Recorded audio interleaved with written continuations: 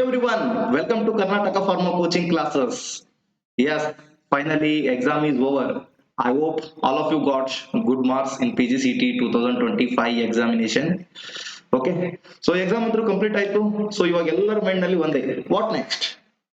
Sir ನನ್ಗೆ ಅಷ್ಟು marks ಬಂದಿದೆ, ನನ್ನ ರ್ಯಾಂಕ್ ಏನ್ ಬರ್ಬೋದು, ನನಗೆ ಸೀಟ್ ಸಿಗ್ಬೋದಾ, ನನಗೆ GCP ಕಾಲೇಜ್ ಸೀಟ್ ಸಿಗತ್ತಾ, ನನಗೆ ಯಾವ್ದಾದ್ರು ಗೌರ್ಮೆಂಟ್ ಕೋಟಾದಲ್ಲಿ ಸೀಟ್ ಸಿಗ್ಬೋದಾ? ಸೊ ಪ್ರತಿಯೊಬ್ಬರಿಗೂ ಡೌಟ್ ಇದೆ. ಬಹಳಷ್ಟು ಜನ ಮೆಸೇಜ್ ಹಾಕ್ತಿದ್ದೀರಾ, ಕಾಲ್ ಮಾಡ್ತಿದ್ದೀರಾ, ಕಮೆಂಟ್ ಬಾಕ್ಸ್ ನಲ್ಲಿ ಮೆಸೇಜ್ ಹಾಕಿದ್ದೀರಾ. ಓಕೆ, ಸೊ ಎಲ್ಲದಕ್ಕೂ ಒಂದು ಇವತ್ತು ಕ್ಲಾರಿಟಿ ಕೊಟ್ಬಿಡ್ತೀನಿ. Okay, so cut off regarding, ನಿಮ್ದು rank regarding, okay, so seat matrix ಎಲ್ಲವನ್ನ ಇವತ್ತು ಡಿಸ್ಕಸ್ ಮಾಡೋಣ.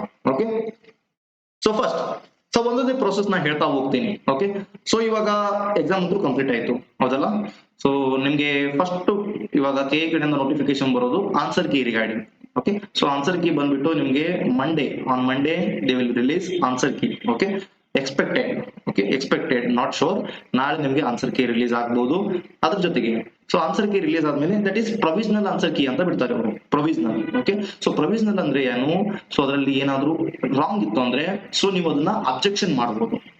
Okay, so by author books ಇಂದ ರೆಫರೆನ್ಸ್ ತಗೊಂಡ್ಬಿಟ್ಟು ಅಬ್ಜೆಕ್ಷನ್ ಮಾಡಿಬಿಟ್ರೆ ಸೊ ನೆಕ್ಸ್ಟ್ ನಿಮ್ಗೆ ಆನ್ಸರ್ ಕೀ ಅದರಲ್ಲಿ ಚೇಂಜ್ ಮಾಡ್ಕೋಬಹುದು. Okay, so provisional answer key release ಮಾಡ್ತಾರೆ. ಸೊ ಪ್ರೊವಿಷನಲ್ ಆನ್ಸರ್ ಕೀ ಅದಾದ್ಮೇಲೆ ಒಂದು 4 to 5 ಡೇಸ್ ಬಿಟ್ಟು ಫೈನಲ್ ಆನ್ಸರ್ ಕೀ ರಿಲೀಸ್ ಮಾಡ್ತಾರೆ. Final answer key after 4 to 5 days. Okay, so final answer key ಆದ್ಮೇಲೆ final answer key ಬಿಟ್ಟ ದಿನಾನೇ ಅವತ್ತೇ ಏನಾಗುತ್ತೆ, ನಿಮ್ಗೆ ರ್ಯಾಂಕ್ ಲಿಸ್ಟ್ ಕೂಡ ರಿಲೀಸ್ ಆಗುತ್ತೆ. ಓಕೆ, ಸೊ ಒಂದು ಡೌಟ್ ಇವಾಗ, ಸರ್ ನಾನು ಮಾರ್ಕ್ಸ್ ಚೆಕ್ ಮಾಡ್ಕೊಂಡಿದ್ದೀನಿ, ಸೊ ನಂದು ಮಾರ್ಕ್ಸ್ ಬಂದ್ಬಿಟ್ಟು 40 ಒಳಗಿದೆ, 50 ಒಳಗಿದೆ ಅಂತ ಕೇಳ್ತಿದ್ರ. ಓಕೆ, ಸೊ ನೀವು ಇನ್ನೊಂದು ಅಲ್ಲಿ ನೋಟಿಫಿಕೇಶನ್ ಅಲ್ಲಿ ಕೊಟ್ಟಿದ್ದಾರೆ, for general merit category minimum qualifying marks is 50 marks. Okay, for OBC, SC and ST, for them minimum qualifying marks is 40. Okay, so ಇದು ಕಂಪಲ್ಸರಿ ಮಾರ್ಕ್ಸ್ ನೀವು ತಗೋಲೇಬೇಕು. ಸೊ ಇನ್ ಕೇಸ್ ನೀವು 40 ಗಿಂತ ಕೆಳಗೆ ಆರ್ 50 ಗಿಂತ ಕೆಳಗೆ ಇದ್ರೆ ನಿಮ್ಗೆ ಏನಾಗುತ್ತೆ, ಫಸ್ಟ್ ರೌಂಡ್ ನಲ್ಲಿ ರ್ಯಾಂಕ್ ಲಿಸ್ಟ್ ನಲ್ಲಿ ನಿಮ್ ಹೆಸರು ಇರೋದಿಲ್ಲ. ಸೊ ನಿಮ್ ಮಾರ್ಕ್ಸ್ ಕೂಡ ಅಲ್ಲಿ ಮೆನ್ಷನ್ ಇರೋದಿಲ್ಲ. ಓಕೆ, ಸೊ ಅಲ್ಲಿ ವಂಡರ್ ಆಗುವಂತ ಅವಶ್ಯಕತೆ ಇಲ್ಲ, ಯಾಕಂದ್ರೆ ಅವರು ಕ್ಲಿಯರ್ಲಿ ಮೆನ್ಷನ್ ಮಾಡಿದ್ದಾರೆ. So minimum qualifying marks pass ಆಗ್ಲೇಬೇಕು. ಸರ್ ಹಾಗಾದ್ರೆ ನಮ್ಗೆ ಸೀಟ್ ಸಿಗೋದಿಲ್ವಾ ಮಿನಿಮಮ್ ಕ್ವಾಲಿಫೈಯಿಂಗ್ ಮಾರ್ಕ್ಸ್ ಆಗಿಲ್ಲ ಅಂದ್ರೆ? ನೋ, ಚಾನ್ಸ್ ಇದೆ. ಹೇಳ್ತೀನಿ ನಾನು ನಿಮ್ಗೆ ಯಾವ ತರ. ಒಂದು ಅನ್ಎಕ್ಸ್ಪೆಕ್ಟೆಡ್ ಟ್ವಿಸ್ಟ್ ಇದೆ, ಅದು ಕೂಡ ಹೇಳ್ತೀನಿ ಲಾಸ್ಟ್ಗೆ, ವಿಡಿಯೋ ನೋಡ್ತಾ ಹೋಗಿ. ಓಕೆ, ಸೊ ಒಂದೊಂದ ಕ್ಲಾರಿಟಿ ಕೊಡ್ತಾ ಹೋಗ್ತೀನಿ. ಓಕೆ, ಸೊ ನಿಮ್ಗೆ ಫಸ್ಟ್ ರೌಂಡ್ ರ್ಯಾಂಕ್ ಲಿಸ್ಟ್ ಬರುತ್ತೆ. ಫಸ್ಟ್ ರ್ಯಾಂಕ್ ಲಿಸ್ಟ್ ಬಂದ್ಮೇಲೆ ಸೊ ರ್ಯಾಂಕ್ ಲಿಸ್ಟ್ ಅದಾದ್ಮೇಲೆ ನೆಕ್ಸ್ಟ್ ನಿಮ್ಗೆ ಏನ್ ಮಾಡ್ತಾರೆ, ಆನ್ಲೈನ್ ಡಾಕ್ಯುಮೆಂಟ್ ವೆರಿಫಿಕೇಶನ್ ಮಾಡ್ಕೊತಾರೆ. ಓಕೆ, ಆನ್ಲೈನ್ ಡಾಕ್ಯುಮೆಂಟ್ ವೆರಿಫಿಕೇಶನ್ ಅದಾದ ನಂತರ ಒಂದು ವಿತಿನ್ ವೀಕ್ ನಲ್ಲಿ, ಒಂದ್ ವೀಕ್ ನಲ್ಲಿ ನಿಮ್ಗೆ ಫಸ್ಟ್ ರೌಂಡ್ ಆಪ್ಷನ್ ಎಂಟ್ರಿನ ಬಿಡ್ತಾರೆ. Okay, first round option entry. Okay, so ಆ ಆಪ್ಷನ್ ಎಂಟ್ರಿ ನಲ್ಲಿ ಸೊ ಯಾರ್ಯಾರ್ದು ರ್ಯಾಂಕ್ ಲಿಸ್ಟ್ ನಲ್ಲಿ ನೇಮ್ ಇದೆ, ಸೊ ಮಾರ್ಕ್ಸ್ ಇದೆ, ಸೊ ಅವರೆಲ್ಲರೂ ಆಪ್ಷನ್ ಎಂಟ್ರಿನ ಪಾರ್ಟಿಸಿಪೇಟ್ ಮಾಡ್ಕೋಬಹುದು ಫಸ್ಟ್ ರೌಂಡ್. ಓಕೆ, ಸೊ ಅದಾದ ನಂತರ ಆಪ್ಷನ್ ಎಂಟ್ರಿ ಆದ್ಮೇಲೆ, ಫಸ್ಟ್ ರೌಂಡ್ ಆಪ್ಷನ್ ಎಂಟ್ರಿ ಆದ್ಮೇಲೆ ಸೊ ಒಂದು 2 to 3 ಡೇಸ್ ಆದ್ಮೇಲೆ ನಿಮ್ಗೆ ರಿಸಲ್ಟ್ ಅನೌನ್ಸ್ ಆಗುತ್ತೆ. ಫಸ್ಟ್ ರೌಂಡ್ ರಿಸಲ್ಟ್ ಅನೌನ್ಸ್ಮೆಂಟ್ ಆಗುತ್ತೆ. Okay, so if you are satisfied with that result, ನೀವು ಯಾವ ಕಾಲೇಜ್ ನಿಮ್ಗೆ ಅಲೌಟ್ ಆಗಿದೆ ನೀವು ಅಲ್ಲಿ ಅಮೌಂಟ್ ನ ಪೇ ಮಾಡಿಬಿಟ್ಟು, ಆನ್ಲೈನ್ ಪೇಮೆಂಟ್ ಮಾಡಿಬಿಟ್ಟು ಸೊ ನೀವು ಅಲ್ಲಿ ಅಡ್ಮಿಷನ್ ನ ತಗೋಬಹುದು. Okay, in case so next ಏನಾಗುತ್ತೆ, ಅದಾದ್ಮೇಲೆ ಫಸ್ಟ್ ರೌಂಡ್ ಕಂಪ್ಲೀಟ್ ಆದ್ಮೇಲೆ, ಯಾಕಂದ್ರೆ ಅರೌಂಡ್ ಸೀಟ್ ಎಲ್ಲ ಇದೆ, ನಾನು ನಿಮ್ಗೆ ಹೇಳ್ತೀನಿ ಸೀಟ್ ಮೆಟ್ರಿಕ್ಸ್ ನಲ್ಲಿ ಟೋಟಲ್ ಎಷ್ಟು ಸೀಟ್ ಇದೆ, ಸೊ ಎಷ್ಟು ಫಸ್ಟ್ ರೌಂಡ್ ನಲ್ಲಿ ಎಷ್ಟು ಜನಕ್ಕೆ ಕರೆದಿರ್ತಾರೆ, ಪ್ರತಿಯೊಂದು ಹೇಳ್ತೀನಿ ನಾನು ನಿಮ್ಗೆ ಹೇಳ್ತಾ ಹೋಗ್ತೀನಿ. Okay, so next first round complete ಆದ ನಂತರ ಮತ್ತೆ ಏನ್ ಮಾಡ್ತಾರೆ, ಸ್ವಲ್ಪ ದಿನ ಬಿಟ್ಟು ಸೆಕೆಂಡ್ ರೌಂಡ್ ನ ಕರೀತಾರೆ ಅವರು. ಯಾಕೆ ಕರೀತಾರೆ ಅಂದ್ರೆ, ಸೊ ನಮ್ ಎಂಟೈರ್ ಕರ್ನಾಟಕದಲ್ಲಿ ಬಂದ್ಬಿಟ್ಟು last year in 2024 as you can see here, ಇದರಲ್ಲಿ ನಿಮ್ಗೆ ಕಾಣ್ತಿರ್ಬೋದು, this is seat matrix 2024 seat matrix. ಇದರಲ್ಲಿ ನಿಮ್ಗೆ around 1 minute. Okay, as you can see here, total 713 seats ಇದೆ all over Karnataka. Okay, so ಇದರಲ್ಲಿ ನಿಮ್ಗೆ ಎಲ್ಲ ಕಾಲೇಜಸ್ ಇದೆ. Okay, so based on your choice ನೀವು ಕಾಲೇಜ್ ನ ಚೂಸ್ ಮಾಡ್ಕೋಬಹುದು. ಬಟ್ ಇಷ್ಟು ಸೀಟ್ ನಲ್ಲಿ 713 ಸೀಟ್ ನಲ್ಲಿ ಫಸ್ಟ್ ರ್ಯಾಂಕ್ ಲಿಸ್ಟ್ ನಲ್ಲಿ ಇರೋರು, ಮೀನ್ಸ್ ಫಸ್ಟ್ ರೌಂಡ್ ಲಿಸ್ಟ್ ನಲ್ಲಿ ಇರೋರು ಇಷ್ಟೆಲ್ಲ college fill ಮಾಡಿರೋದಿಲ್ಲ.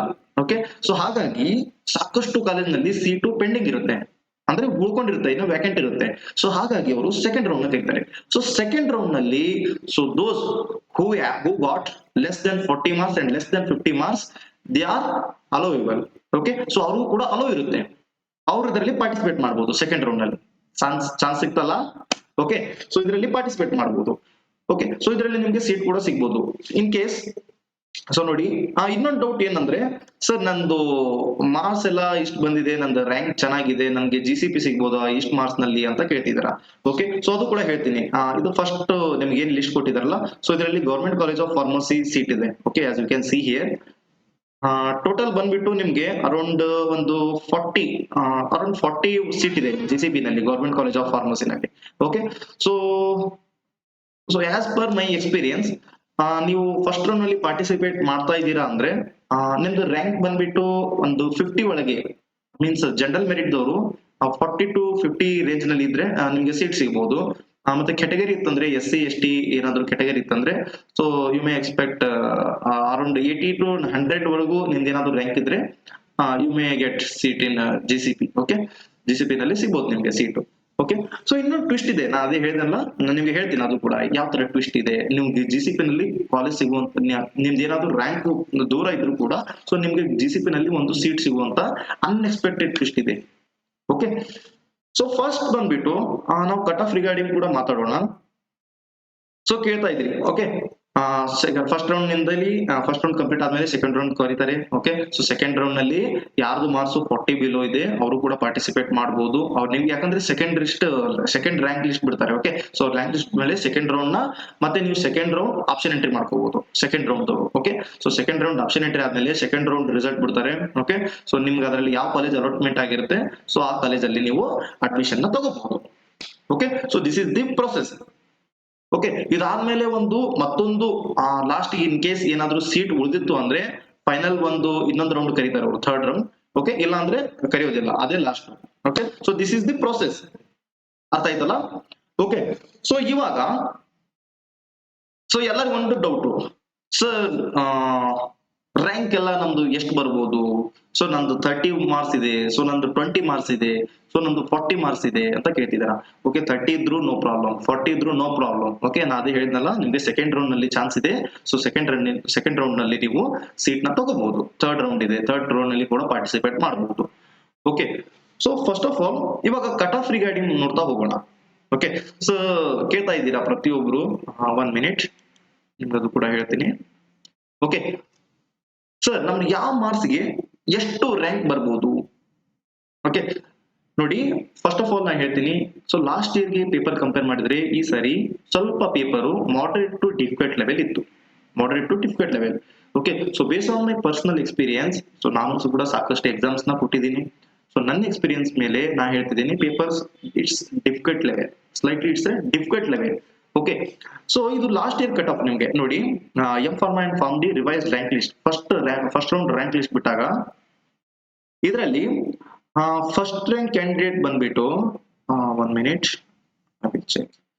Okay, as you can see here, Jagadish K, he got first rank. Okay, first rank and his marks is 70, as you can see here. Okay, so ನಾನು ಇಲ್ಲಿ highlight ಮಾಡಿದ್ದೀನಿ, 70 marks ಬಂದಿದೆ ಅವ್ರಿಗೆ.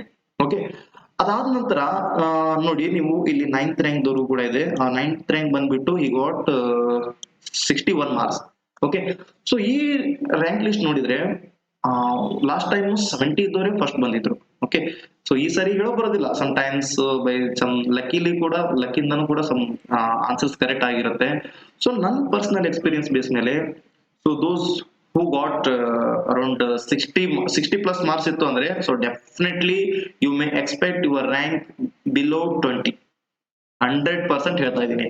So ನಿಮ್ದು ಏನಾದ್ರೂ ಮಾರ್ಕ್ಸ್ 60 ಪ್ಲಸ್ ಇತ್ತು ಅಂದ್ರೆ, so definitely ನಿಮ್ಗೆ ರ್ಯಾಂಕ್ ಬಂದ್ಬಿಟ್ಟು 20 ಒಳಗೆ ಇರುತ್ತೆ.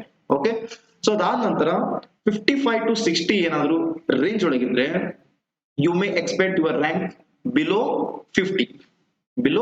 55 to 60 ಇತ್ತು ಅಂದ್ರೆ, ಓಕೆ, ಸೊ 50 to 55 ರೇಂಜ್ ಒಳಗಿತ್ತಂದ್ರೆ you may expect your rank 60, 70, 80 ಒಳಗೂ ಇರ್ಬೋದು. ಓಕೆ, ಸೊ 50 ಪ್ಲಸ್ ಇತ್ತು ಅಂದ್ರೆ definitely you may expect your rank below 100. ಯಾಕಂದ್ರೆ level of paper it is a difficult level. Okay, moderate to difficult level ಇದೆ. Okay, so base on that ನನ್ನ judgement ಏನಿದೆ ಅಂದ್ರೆ, so 50 plus ಇತ್ತು ಅಂದ್ರೆ definitely ನಿಮ್ಗೆ 100 ಒಳಗೆ ರ್ಯಾಂಕಿಂಗ್ ಕೂಡ ಸಿಗುತ್ತೆ. ಓಕೆ. ಓಕೆ ಸೊ 40 ಒಳಗಿದ್ದವರು 50 ಒಳಗಿದ್ದವರು ನೀವು ಕೂಡ ವರಿ ಆಗೋದು ಏನು ಅವಶ್ಯಕತೆ ಇಲ್ಲ. ನಿಮ್ಗೆ ಡೆಫಿನೆಟ್ಲಿ ಯಾವ್ದಾದ್ರು ಒಂದು ಕಾಲೇಜ್ ನಲ್ಲಿ second round R third round ನಲ್ಲಿ ನಿಮ್ಗೆ ಸೀಟ್ ಸಿಕ್ಕೇ ಸಿಗುತ್ತೆ. ಓಕೆ ಅರ್ಥ ಆಯ್ತಲ್ಲ. ಸೊ ಅದಾದ್ಮೇಲೆ ಸರ್ ಇನ್ನೊಂದು ಹೇಳಿದ್ರಿ ಎಕ್ಸ್ಪೆಕ್ಟ್ ದಿ ಅನ್ಎಕ್ಸ್ಪೆಕ್ಟೆಡ್ ಟ್ವಿಸ್ಟ್. ಏನಿದು? Any guess? ಒಂದ್ ಟ್ವಿಸ್ಟ್ ಇದೆ ಸರ್. ಥರ್ಡ್ ರೌಂಡ್ ಕಂಪ್ಲೀಟ್ ಆಯ್ತು, ಮುಗೀತು, ಅಲ್ಲಿಗೆ ಅಪ್ಲಿಕೇಶನ್ ಕ್ಲೋಸ್. ಅಡ್ಮಿಷನ್ ಆಗೋದಿಲ್ವಾ? ಆಗುತ್ತೆ. ಅದೇ ಟ್ವಿಸ್ಟ್. ಯಾವ್ದ್ರಲ್ಲಿ? GCP ದಲ್ಲಿ, government college of pharmacy.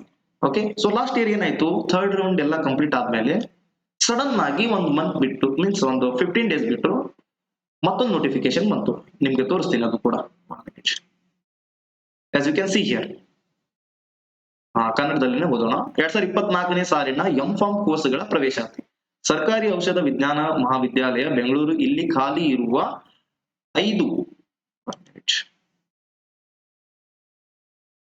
Okay ಖಾಲಿ ಇರುವ 5 ಎಂಫಾರ್ಮ್ ಸೀಟುಗಳ ಹಂಚಿಕೆ. ಓಕೆ ನೋಡಿ, 2024ನೇ ಸಾಲಿನ ಎಂಫಾರ್ಮ್ ಕೋರ್ಸ್ಗಳ ಪ್ರವೇಶತೆಗೆ ಸರ್ಕಾರಿ ಔಷಧ ವಿಜ್ಞಾನ ಮಹಾವಿದ್ಯಾಲಯ ಬೆಂಗಳೂರು ಇಲ್ಲಿ ಖಾಲಿ ಇರುವ 5 ಎಂಫಾರ್ಮ್ ಸೀಟುಗಳ ಹಂಚಿಕೆಯನ್ನು ನಡೆಸುವ ಸಲುವಾಗಿ ಪೋರ್ಟಲ್ ಅನ್ನು ತೆರೆಯಲಾಗಿದೆ. ಆಸಕ್ತಿ ಇರುವ ಅರ್ಹ ಅಭ್ಯರ್ಥಿಗಳು ಇಚ್ಛೆ ಅಥವಾ ಆಯ್ಕೆಗಳು ದಿನಾಂಕ. ಓಕೆ ಸೊ ಇದೆಲ್ಲ ಕೊಟ್ಟಿದ್ದಾರೆ. ಇದೇನು? ಸೊ ಥರ್ಡ್ ರೌಂಡ್ ಕೂಡ ಕಂಪ್ಲೀಟ್ ಆದ್ಮೇಲೆ ಬಂದಿರತಕ್ಕಂತ ನೋಟಿಫಿಕೇಶನ್ ಇದು.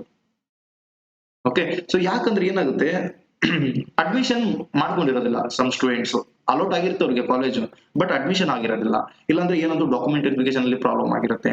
ಓಕೆ ಸೊ ಇಲ್ಲಾಂದ್ರೆ ಅಡ್ಮಿಷನ್ ಆದ್ಮೇಲೆ ಕೂಡ ಅವರು ಹೊರಗೆ ಹೋಗಿರ್ತಾರೆ. ಓಕೆ ಸೊ ಹಾಗಾಗಿ ಎಕ್ಸ್ಪೆಕ್ಟ್ ದಿ ಅನ್ಎಕ್ಸ್ಪೆಕ್ಟೆಡ್ ಟ್ವಿಸ್ಟ್. ನೋಡಿ, ಸಮ್ ಕ್ಯಾಂಡಿಡೇಟ್ಸ್ ಚೆನ್ನಾಗಿರೋ ಮಾರ್ಕ್ಸ್ ರ್ಯಾಂಕ್ ಕೂಡ ಅವ್ರಿಗೆ GCP ಕಾಲೇಜ್ ಸಿಕ್ಕಿರೋದಿಲ್ಲ, ಬಟ್ ಅವ್ರು ವೇಟಿಂಗ್ ಮಾಡಿದ್ಮೇಲೆ, ಸೊ ಪೇಷನ್ಸ್ ಇಂದ ವೇಟಿಂಗ್ ಮಾಡಿದ್ಮೇಲೆ GCP ಕೂಡ ಅಲಾಟ್ಮೆಂಟ್ ಆಗ್ಬಹುದು. ಇದೇ expect the unexpected twist. Okay so no need to worry. ನಿಮ್ದು ರ್ಯಾಂಕ್ ಕಡಿಮೆ ಬಂದಿದೆ ಕೂಡ ನಿಮ್ಗೆ ಡೆಫಿನೆಟ್ಲಿ ಸೀಟ್ ಸಿಗುತ್ತೆ. ಅರೌಂಡ್ ನಾ ಹೇಳಿದ್ನಲ್ಲ ಲಾಸ್ಟ್ ಟೈಮ್ 713 ಸೀಟ್ಸ್ ಇದೆ all over Karnataka. Okay so based on your rank you will get seat in college. Okay so ಏನು ವರಿ ಮಾಡ್ಕೋಬೇಡಿ. ಓಕೆ ಸೊ ಇದೇ ಒಂದು ಫೈನಲ್ ಎಕ್ಸಾಮ್ ಅಲ್ಲ. ಇನ್ನೊಂದು ಕಡಿಮೆ ಮಾರ್ಕ್ಸ್ ಬಂದಿರೋರು ಟೆನ್ಷನ್ ತಗೋತಿದ್ದೀರಾ. So no need to take tension. ನಿಮ್ಗೆ ಇನ್ನು ನೆಕ್ಸ್ಟ್ ಅಪ್ಕಮಿಂಗ್ ಸಾಕಷ್ಟೆಲ್ಲ ಎಕ್ಸಾಮ್ಸ್ ಬರೋದಿದೆ. ಗೌರ್ಮೆಂಟ್ ಫಾರ್ಮಸಿಸ್ಟ್ ಎಕ್ಸಾಮ್ಸ್ ಇರುತ್ತೆ, RRB pharmacist, ESIC pharmacist, okay EAMS pharmacist, ಮತ್ತೆ ಡ್ರಗ್ ಇನ್ಸ್ಪೆಕ್ಟರ್ ಪೋಸ್ಟ್. ಓಕೆ ಅದಾದ್ಮೇಲೆ ಜೂನಿಯರ್ ಸೈಂಟಿಫಿಕ್ ಆಫೀಸರ್. ಸೊ ಇನ್ನು ಸಾಕಷ್ಟೆಲ್ಲ ಇದೆ. ಓಕೆ ಅದರಲ್ಲೆಲ್ಲ ಕೂಡ ಚೆನ್ನಾಗಿ ಒಂದು ಪಾರ್ಟಿಸಿಪೇಟ್ ಮಾಡಿ ಓದ್ಕೊಳ್ಳಿ. ಓಕೆ ಅಲ್ಲಿ ಕೂಡ ನೀವು ಸಕ್ಸಸ್ ಆಗ್ಬೋದು. So thank you so much. ಎಲ್ಲ ನಿಮ್ಗೆ ಒಂದು ಪ್ರೊಸೆಸ್ ಅರ್ಥ ಆಗಿದೆ ಅನ್ಕೊಂಡಿದ್ದೀನಿ. ಓಕೆ ಸೊ ಫೈನಲಿ ನಿಮ್ಗೆ ಎಷ್ಟು ಮಾರ್ಕ್ಸ್ ಬಂದಿದೆ ನಾನು ನಿಮ್ಗೆ ಆನ್ಸರ್ ಕೀನ ಲಾಸ್ಟ್ ವಿಡಿಯೋದಲ್ಲಿ ಅಪ್ಲೋಡ್ ಮಾಡಿದ್ದೀನಿ. ಸೊ ಬೇಸ್ ಆನ್ ದಟ್ ನಿಮ್ಗೆ ಎಷ್ಟು ಮಾರ್ಕ್ಸ್ ಬಂದಿದೆ ಸೊ ಪ್ಲೀಸ್ ಕಮೆಂಟ್ ಬಾಕ್ಸ್ ನಲ್ಲಿ ತಿಳಿಸಿ. Okay thank you so much.